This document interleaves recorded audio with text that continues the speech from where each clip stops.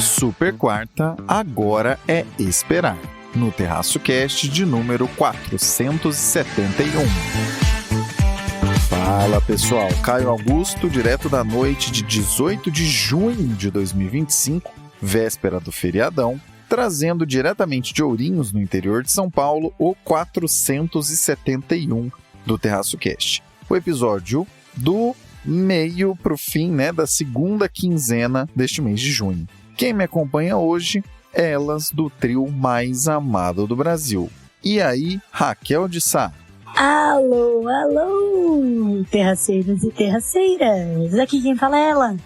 Ela, a mulher do tempo sem tempo, que vem por meio deste áudio, após 45 dias, falar para vocês aqui sobre a super quarta. A super quarta que vem com um tempo gostosinho, finalmente de outono. Vou contar pra vocês aqui o que aconteceu nessa super quarta da previsão do tempo. Tivemos um dia como que começou friozinho, bem gostoso pra dormir, não queria acordar. E aí depois aquele sol muito ensolarado, delícia, aquele que você tem que se vestir como uma cebola, né? Você que sai cedo de casa, sai vestido assim como uma cebola, porque você tira diversas camadas. Né, quando faz bastante calor durante o dia, e aí depois você faz o quê? Você recoloca as suas peles de cebola. Então é isso, né? Eu conversei com o São Pedro e ele me falou que se tudo der certo, nas próximas semanas vamos ter bastante cebola aí pelos próximos dias, né? Pelo jeito. Então é isso, gente. Separa o Listerine aí e tal, que vamos ter tempo cebolístico, né? Por aqui na cidade de São Paulo. Esse negócio de cebola e camadas me lembrou uma cena clássica do Shrek conversando com o burro. Vou ficar lembrando disso quando tiver de virar cebola para ir trabalhar por aqui. Fala, Renata Couto. Alô, alô, terraceiros. Oi, Caio. Oi, Fernanda. Oi, Raquel. Espero que esteja tudo bem aí com vocês. Aqui é a Renata voltando, de uma temporada de férias. Eu fui para Espanha, depois para Bahia, em Caraíva, ou seja, vivendo a vida como deve ser vivida. E agora eu tô aqui, de volta à Vaca Fria, literalmente fria. Tô gravando aqui da Avenida Paulista em São Paulo e tá um inverno aí bem gelado. Eu tô um pouco gripada, inclusive. Já peço desculpa se eu começar a tossir aqui no meio do podcast. O editor aí, vamos ver se edita. Senão vai com tosse mesmo. E o Caio, como é amigo da onça, me mandou de volta agora pra China. É isso aí, vivendo a vida como tem que ser vivida. Bom que já voltou com um tema brabo. Tudo bem, Fernanda Pérez de Melo? Oi, meu público terraceiro favorito, como vocês estão? A alegria toma conta quando a equipe está completa. Combustível no tanque, pneus calibrados, ligando o carro para partirmos. Vamos ao 471. Raquel, o que tivemos de novidade na mais recente super quarta dos juros?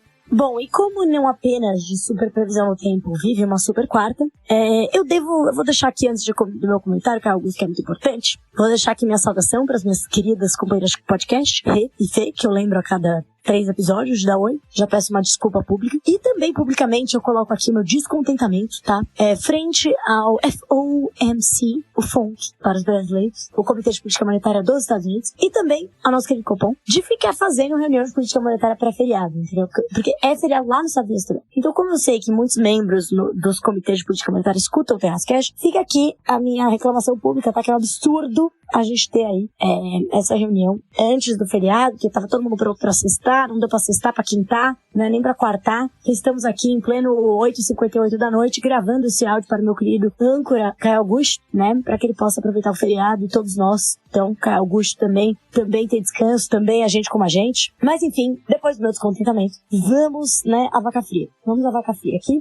E a Vaca Fria é a super quarta. Começando, como eu sempre faço, pela ordem cronológica, da decisão que foi primeiro, que foi lá nos Estados Unidos. Então, FONC, o Comitê de Política Monetária do Banco Central, ele surpreendeu um total de 0 pessoas e manteve as taxas de juros lá nos Estados Unidos naquele patamar, entre 4,25% e 4,5% ao ano. tá? Esse é o patamar que as taxas de juros já estão, há algumas reuniões lá nos Estados Unidos. E foi uma loucura, né? Porque a galera achou que ia cair um monte, que ia pra 1%, 2% esse ano. Aí depois achou que ia cair nada, aí depois achou que ia cair tudo. Foi uma loucura aqui né? Tem sido uma loucura e vai continuar sendo certamente. Mas eles mantiveram, e assim, pra essa reunião já tinha essa expectativa de manutenção. E o que tava todo mundo de olho, né? Sempre na coletiva de imprensa, né, do Powell, do presidente, mas também na Summary of Economic Projections, né, que é a CEP. A famosa CEP, que não é com C, não é onde você mora, é a CEP de Economic Projections do Fed.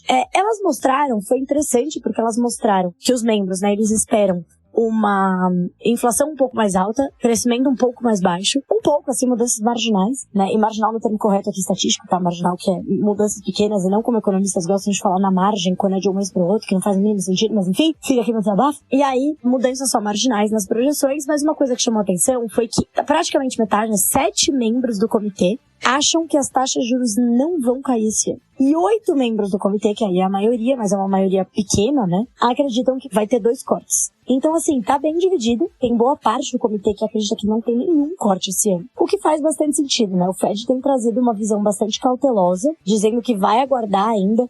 A cautela subiu muito depois da eleição do Trump, né? E subiu muito ainda mais depois depois das políticas tarifárias, né? Então já tinha ali uma incerteza que o Fed, né, trazia, uma cautela, que vinha ali política migratória, vai ser uma política migratória muito restritiva, isso vai impactar o mercado de trabalho, também tem as tarifas que podem ser inflacionárias, vai ter o choque de curto prazo, mas será que elas vão linger, né? Será que elas vão durar? Elas vão se espalhar pela economia? E aí, enfim, a política migratória foi até deixada um pouco de lado, apesar de sim já ser mais restritiva do que ela era antes, e a política tarifária ganhou os holofotes, mas assim, ganhou os holofotes e continua na incerteza, né? Ninguém sabe nada. A gente teve aí, né, anúncio bem, entre muitas aspas, de acordo comercial com o Reino Unido. Não foi acordo, né? Foi um memorando de entendimento, foi um certo acordo em algumas áreas específicas, não é um acordo de livre comércio, tá longe de ser isso.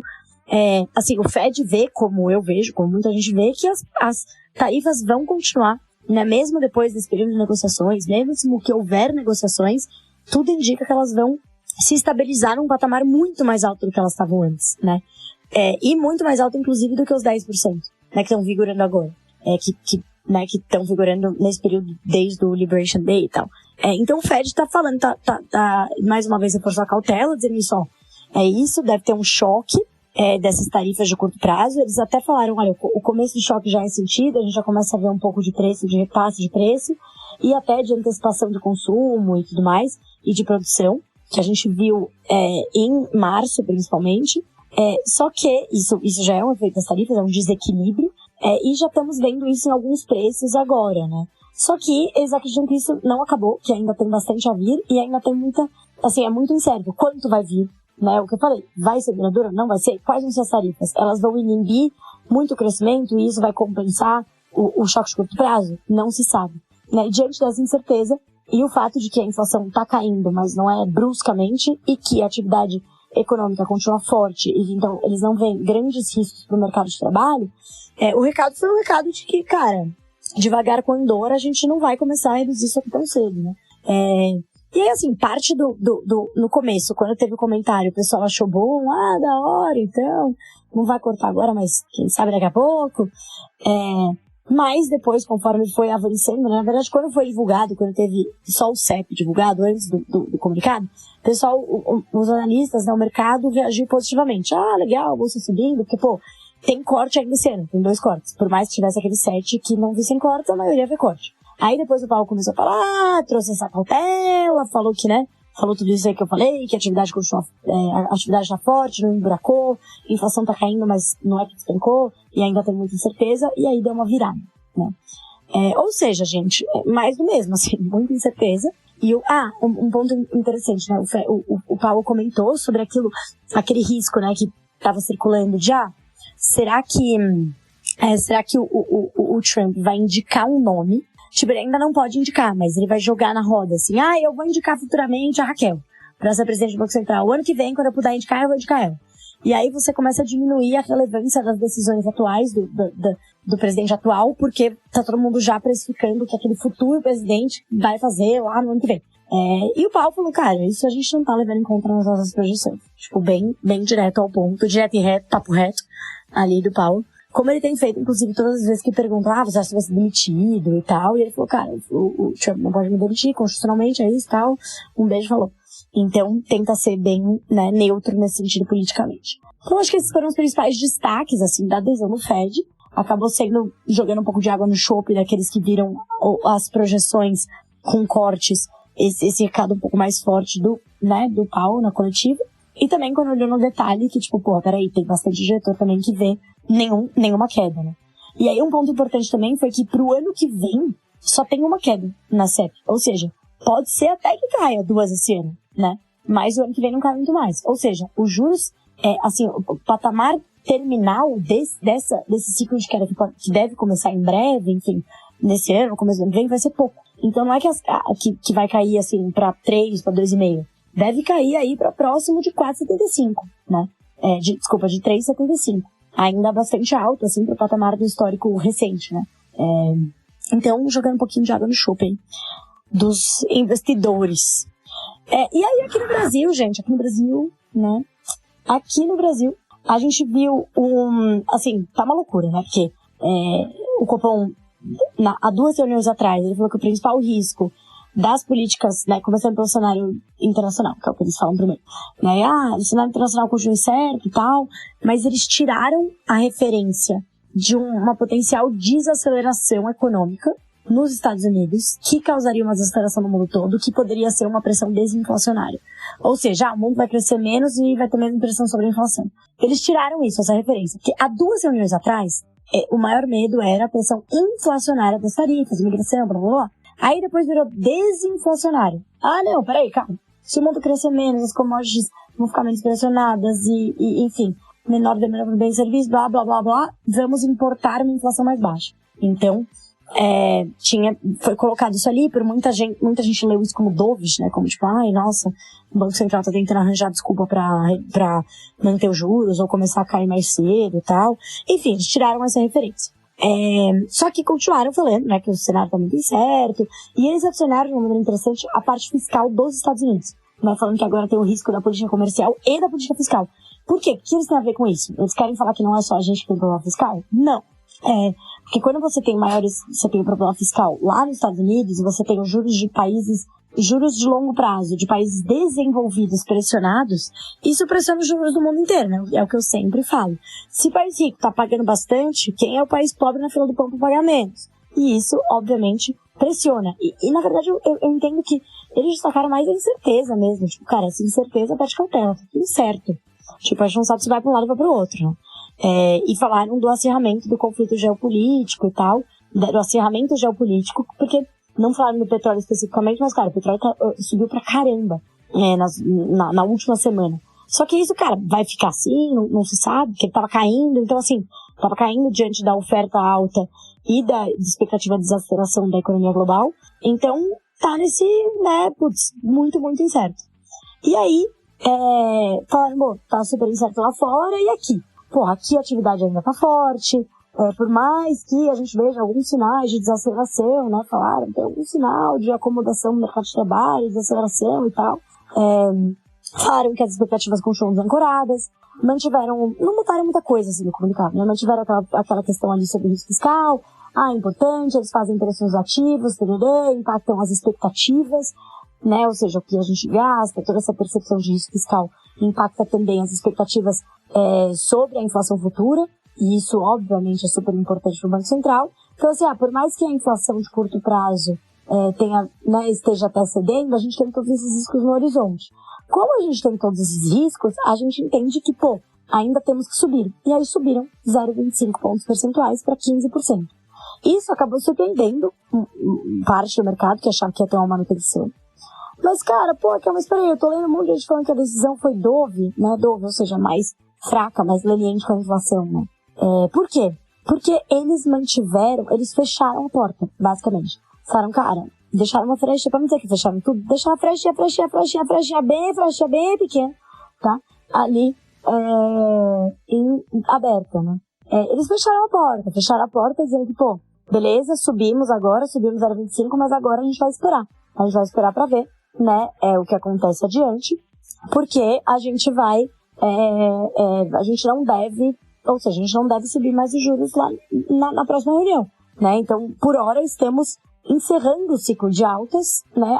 Mas claro, não hesitaremos em começar a subir de novo e tudo mais, se o cenário se alterar. Então, assim, fechar a porta. Então, essa leitura, por muita gente, foi vista como, era melhor você não fazer nada e deixar a porta aberta do que subir mais um e manter ela e fechar de uma vez.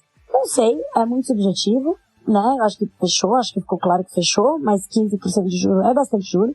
E eles deixaram muito claro, assim, várias vezes, né, no comunicado, de que os juros vão seguir altos por mais tempo. Então essa é a mensagem. Juros altos por mais tempo, juros altos por mais tempo, juros altos por mais tempo. Né? Várias vezes de que os juros devem seguir altos até que o Banco Central consiga ver os impactos desse freio, né, desse freio de arrumação monetária na atividade econômica. Então, cara, a gente vai esperar aqui, quietinhos, sem subir, mas mantendo os juros elevados. Então, acho que assim, aqueles que estão esperando um ciclo de queda muito cedo, né, podem estar se antecipando muito. O mercado de ações deve achar isso bom, porque, então se aproximou, fechou a porta, por mais que tenha subido, fechou a porta, então o próximo passo agora é queda. Mas também não acho que o Banco Central tentou dar um recado duro, né, por meio de um período muito longo, longuíssimo, super prolongado. Mas assim, eu gravo esse podcast aqui, né, na quarta-feira às 9h11, nesse momento, né, então eu não sei como é que o mercado vai abrir na sexta. Mas eu entendo que parte ali do mercado viu com mais dúvidas ou ok, neutro. Mas assim, também não vejo como tipo, meu Deus, que recado duro, eles podem voltar a subir. Né? Não acho que vai ter uma expectativa de que haja mais uma alta. Acabou. Se o cenário mudar, beleza, a gente pode ver se a gente sobe mais. Então acho que é isso, gente. Em resumo aqui, né? Juros altos por mais tempo nos Estados Unidos, podendo cair um pouquinho, mas assim, cara, tira o cavalinho da chuva que vai cair demais. E aqui no Brasil também. Né, eu acho que tem toda uma precificação no mercado de ações, dos juros que vão começar a cair, que devem começar a cair, que a gente vai mudar de momento, né? A gente vai mudar de ciclo para um ciclo de inflação em queda e os juros que estão altos, mas que vão começar a cair, que estão caindo no longo prazo, beleza? Mas não dá para já colocar o carro na frente dos bois, né? E antecipar aqui da minha vaca fria. O carro na frente dos bois, a vaca, é isso, gente, só tem animal. É animal do agro, enfim. Não dá pra colocar o carro na frente dos bois e já comprar essa queda de Selic, que eu acho que, cara, só deve vir no ano que vem, né? Se a gente seguir o modelo do Copom, né? Que tá indicando ainda uma inflação desancorada, uma inflação que no horizonte relevante ainda tá acima da meta. Então, que exige uma taxa de juros alta por ainda um bom tempo. Iniciando aqui o comentário, agradecendo, né, um agradecimento especialíssimo à Mulher do Tempo Sem Tempo por salvar o feriadão dessa voz que aqui ancora com sua esposa amada. Nessa super quarta, o grande tom foi o de espera. Nos Estados Unidos, espera por mais dados que possam efetivamente confirmar um ritmo de queda esperada para o final do ano. E confirmada, pelo menos em termos de indicações, pelo dot plot, o tal gráfico dos pontinhos que atualizam no FONC a cada 3 meses e que foi atualizado agora nessa decisão de 18 de junho. No Brasil, um último esforço de aperto monetário, que se por um lado representa que agora temos a maior taxa Selic desde meados de 2006, por outro lado ainda se faz necessário quando olhamos o mercado de trabalho ainda apertado e a inflação que segue consistentemente acima do teto da meta, sobre basicamente qualquer ótica que a gente puder observar. A grande e ampla mensagem dessa super quarta, tanto lá fora quanto aqui, é que as autoridades monetárias demonstraram que estão fazendo a parte delas e que, por não estarem sozinhas no jogo da economia, não podem ir além do que já fizeram até então. Agora, o que vem é esperar uma consolidação de dados que permitam com que os juros altos lá e estratosféricos aqui possam realmente começar a ser reduzidos. Porque se tem uma coisa que é muito clara nesse momento de juros contracionistas nos dois lugares, é que com os dados que temos até o presente momento, as taxas irão daí para baixo. E desculpem a insistência, mas esse ponto é relevante. Nos dois casos, a mensagem nas entrelinhas é: fizemos nossa parte, cobrem dos outros agora, porque o máximo que podemos fazer está feito. Riscos políticos e fiscais de cada um à parte, agora a ideia é esperar quando veremos qualquer queda. Palpite pessoal dessa voz que aqui ancora e que felizmente acertou, né? Lá nas minhas redes sociais eu coloquei as minhas visões de quais seriam as decisões tanto do Fed quanto do Banco Central do Brasil, né? Tanto da reunião do FONC lá nos Estados Unidos quanto do Copom aqui no Brasil. Acertei que lá seria mantido e que falariam aí sobre um compasso de espera e que a pressão inflacionária aparentemente não é tão forte ainda e que aqui no Brasil subiriam e deixando bem claro, olha, se o cenário continuar esse, a gente vai segurar a Selic por aqui por mais tempo. As duas coisas aconteceram. Enfim, fica aqui então o palpite pessoal dessa voz que aqui ancora. O Fed acabará mesmo fazendo 2 cortes de 25 basis points, como sinalizou no dot plot hoje.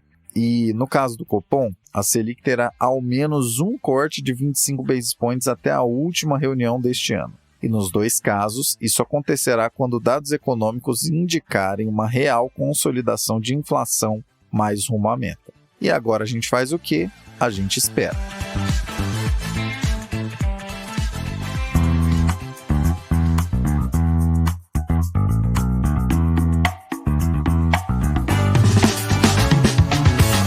Na Linktree do Terraço Econômico estão todas as informações pertinentes sobre nossas atividades, como nossas redes sociais oficiais, parcerias e e-books atualizados. Para saber como você pode nos acompanhar independente do lugar, é só dar uma olhada no link que está na descrição desse episódio.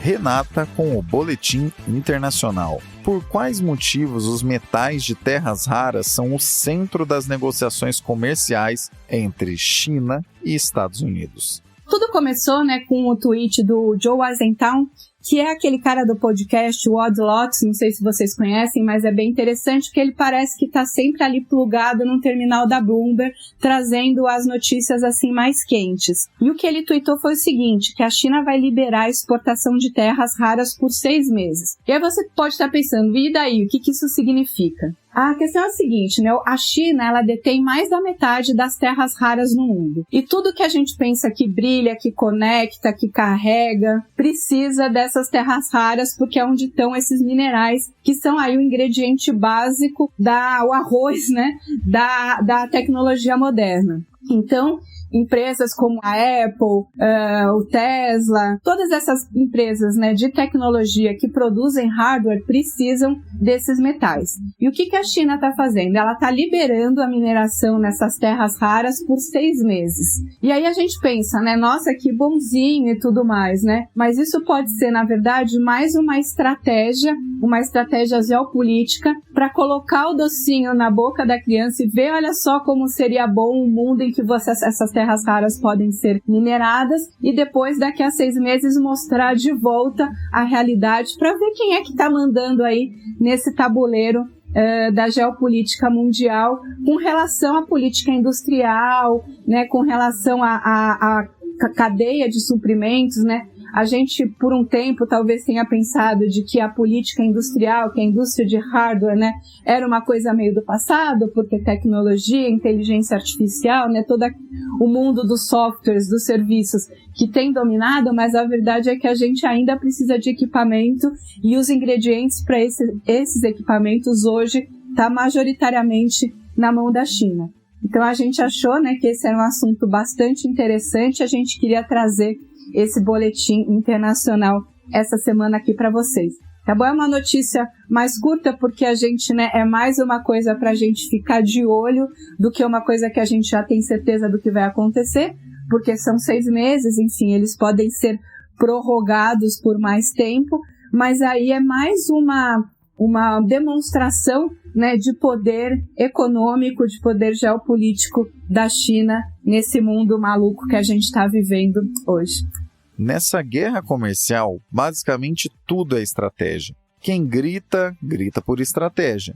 Quem restringe a oferta de certos itens, também o faz por estratégia. No fundo, esse tipo de conflito deixa o mundo todo mais caro, mais ineficiente e pior, porque, por um momento, se esquece sobre o conceito de eficiência e se discute apenas quem está certo, ou, pior ainda, quem está mais certo do que o outro. A má notícia é que pontos como esse, de durante 6 meses deixaremos regularizado o fluxo de metais de terras raras, mas depois disso tudo pode mudar de novo, o lado ruim disso, a má notícia disso, é que as coisas ainda não estão resolvidas e encaminhadas nesse conflito iniciado pelo tio Sam. Mas sabe qual é a boa notícia disso? Como a China encontrou um calo real dos Estados Unidos, as tensões dificilmente ficarão maiores e mais irracionais quanto àquele 135% de taxas que chegamos a observar acontecendo. Pode demorar para que isso se resolva, mas do que temos até o presente momento de dados e informações, realmente as tensões serão daqui para baixo, com altíssimas chances. E isso impacta, inclusive, no que a Raquel disse no assunto anterior. Fed continuou a pausa porque segue esperando para ver quais serão os efeitos reais da guerra comercial sobre a inflação, o desemprego e a economia americanas. Com menos tensão comercial, quem sabe os juros não possam cair por lá um pouco antes do que se imagina. Lembrando que o próprio Fed apresentou no dot plot atualizado, com essa reunião de junho, que espera 2 cortes de 25 basis points cada neste ano. E um adendo. Sobre o conflito entre Israel e Irã, como tudo ainda está em desenvolvimento e observamos mais uma chuva de ruídos do que encaminhamentos reais, vamos esperar um pouco mais para trazer detalhes. Mas, desde já, fica aqui a dica. Esse conflito só terá um escalar mais vigoroso se, e somente se, os Estados Unidos realmente entrarem de cabeça. Porque, caso isso não ocorra, mesmo um cenário agudo será despressurizado em questão de semanas. Em todo caso, novamente, com encaminhamentos mais firmes, esse tema volta para cá. Porque esse podcast não vive de breaking news, mesmo que de vez em quando rolem alguns por aqui.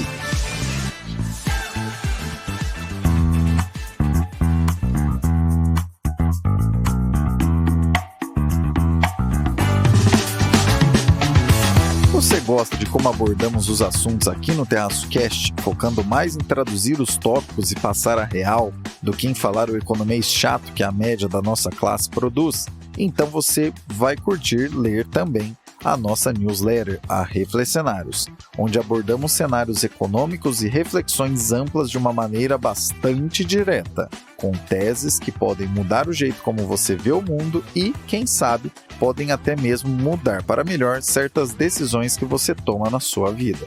Não deixe de colocar seu e-mail no mailing do Terraço para receber as próximas edições. O link está na Linktree, que está na descrição desse episódio.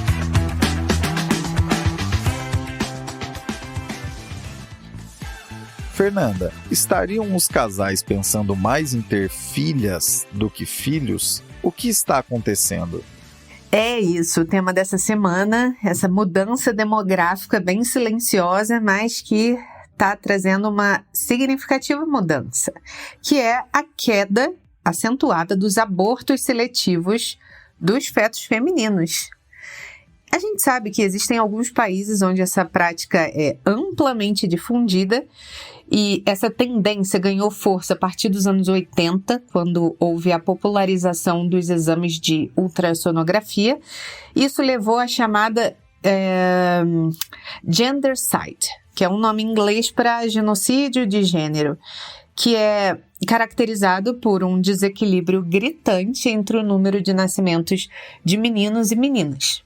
Agora, com a reversão desse fenômeno, a gente observa mudanças culturais profundas em regiões como a China, a Índia, a Coreia do Sul. Para contextualizar, nos anos 2000, estimava-se que 1,6 milhão de meninas estavam faltando no mundo, com base na diferença entre a taxa natural de nascimento entre os sexos, que é de aproximadamente 105 meninos para cada 100 meninas. Em 2024, essa diferença caiu para cerca de 200 mil, com previsão de queda adicional nos próximos anos. Na China, por exemplo, a proporção caiu de um pico de 117 meninos por 100 meninas para 109 em menos de 20 anos. Na Índia, passou de 109 para 106, isso eu estou falando na quantidade de meninos. E na Coreia do Sul, que em 1990 apresentava uma taxa de 115, hoje exibe uma razão dentro da normalidade, que é aquela de 105 meninos. Essa evolução aponta para o enfraquecimento de tradições culturais patriarcais que valorizavam os filhos homens como herdeiros, cuidadores dos pais na velhice, representantes do nome da família, e essas crenças não desapareceram por completo, mas tem uma perda de força na transformação social. Até uma curiosidade engraçada.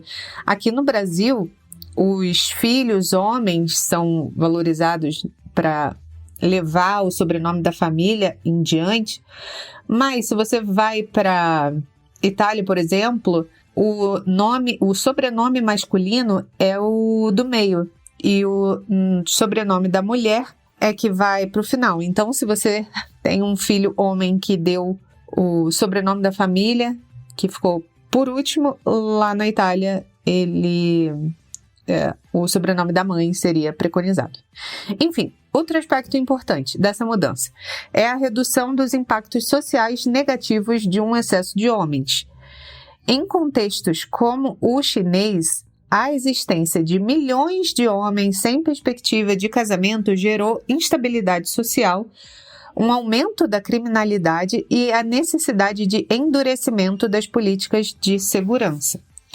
Os estudos que foram levantados pela Economist apontaram que os desequilíbrios extremos na proporção de sexos levaram a aumentos nas taxas de estupro, criminalidade e até riscos maiores de conflitos civis e guerras. Curiosamente, em algumas regiões começa a surgir uma leve preferência pelo sexo feminino. Se trata de um fenômeno muito mais sutil e ainda não é alarmante. Não se observam abortos de meninos, pelos simples fatos de serem meninos, mas, em vez disso, existe uma preferência crescente nas pesquisas de opinião, ou seja, quando pergunta para um casal se você preferiria ter um menino ou uma menina, os casais, recentemente, estão preferindo ter meninas. Casais japoneses que planejam ter um filho só, preferem meninas. Nos Estados Unidos e na Escandinávia, os casais com filhos homens tendem a tentar novamente buscar ter uma filha. Em tratamentos de fertilização, se observa também uma crescente demanda por embriões femininos. Essa tendência reflete mudanças de percepção e preocupações com o futuro dos meninos, embora os homens ainda dominem os cargos mais altos, os homens estão cada vez mais sobre-representados nas estatísticas de fracasso escolar, criminalidade e isolamento. Ou seja, os homens aparecem como pior em níveis de escolaridade, os homens são mais presos, enfim. Globalmente, 93% da população carcerária é masculina. Em países ricos, 54% das mulheres jovens têm diploma universitário contra apenas 41% dos homens.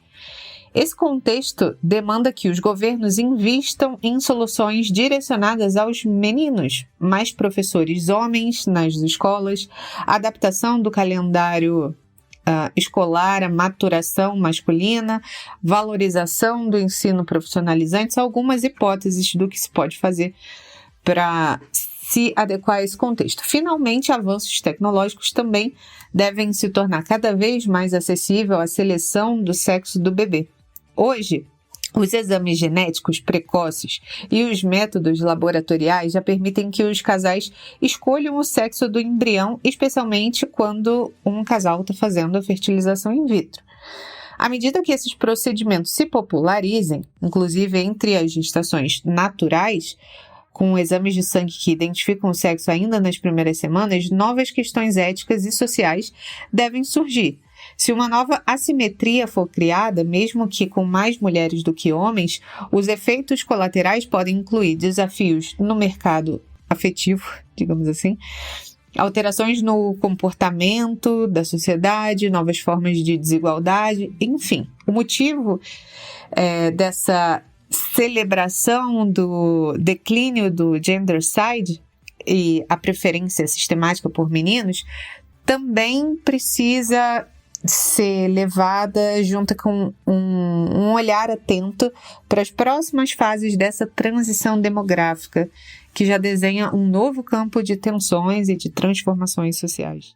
O levantamento que deu origem a esse assunto, que foi feito pela Economist, acabou virando tema aqui do TerraçoCast porque representa uma mudança geracional que estamos vivendo e observando acontecer nesse exato momento. Se por um lado as famílias hoje têm menos filhos, né, a taxa aí de filhos por casal, filhos por mulher, que no Brasil, por exemplo, já chegou a superar 5, hoje já está abaixo de 2, e em muitos lugares do mundo sequer essa taxa apresenta capacidade de reposição da população, temos como adicional que hoje em dia, a proporção de mulheres está aumentando mundo afora. E, no fim das contas, isso significa que o mundo será cada vez mais diverso em termos de pensamento, mesmo em locais onde tradicionalmente as famílias procuravam mais filhos do que filhas. Um fato curioso é que essa voz que aqui ancora, se tiver a possibilidade futura de ter filhos,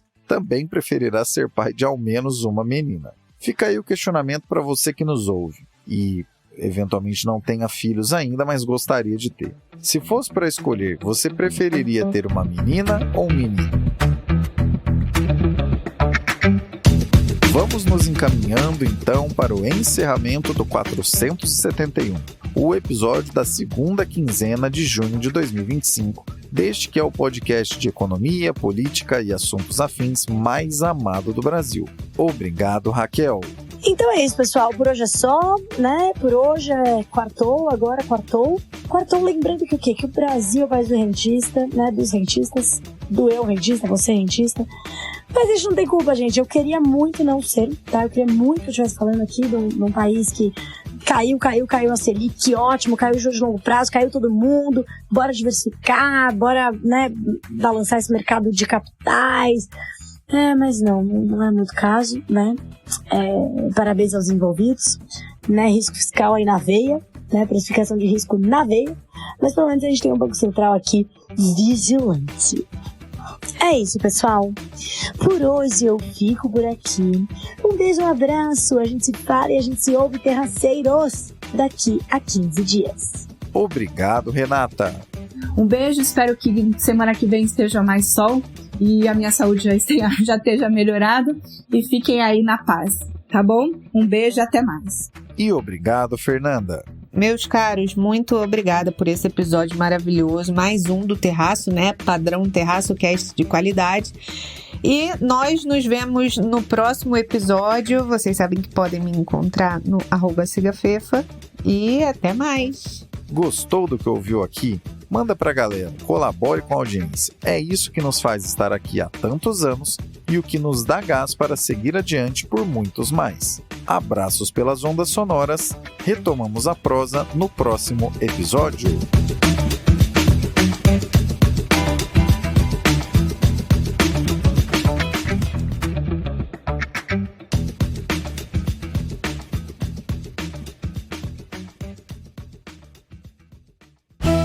Este episódio foi editado por Atelas, soluções em áudio para podcasts. Encontre a Atelas nas redes sociais. É só buscar por @AtelasEdição.